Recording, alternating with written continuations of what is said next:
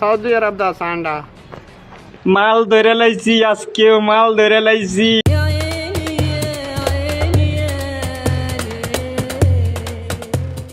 মরুর প্রাণী সান্ডা, যাকে তো দেখতে কিন্তু আকারে বিশাল।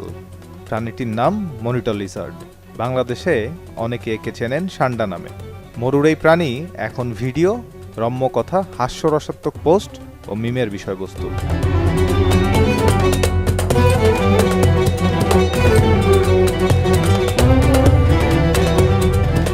ভাইরাল হতে অনেকে সান্ডার সাথে ভিডিও বানিয়ে পোস্ট করছেন ফেসবুক, টিকটক, ইউটিউবে।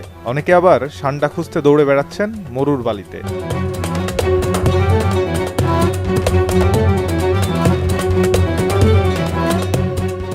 এই দৃশ্যে যেমন বিনোদিত হচ্ছেন নেটিজেনরা, তেমনি প্রশ্নও জন্ম দিয়েছে, এটি কি আদৌ খাওয়া যায়?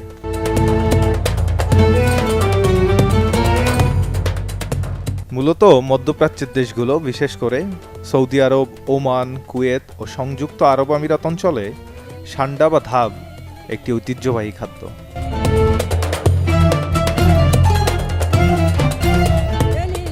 বেদুইন সংস্কৃতিতে এটি শুধু খাদ্যই নয়, বরং একটি শক্তিবর্ধক উপাদান হিসেবেও বিবেচিত। আয়ুর্বেদিক চিকিৎসায় ব্যবহৃত এই তেলকে অনেকে যৌন শক্তি বৃদ্ধির উপাদান হিসেবে প্রচার করে থাকেন। যদিও বিজ্ঞানসম্মতভাবে এর কার্যকারিতা প্রমাণিত নয়, তবুও বাজারে এর চাহিদা রয়েছে।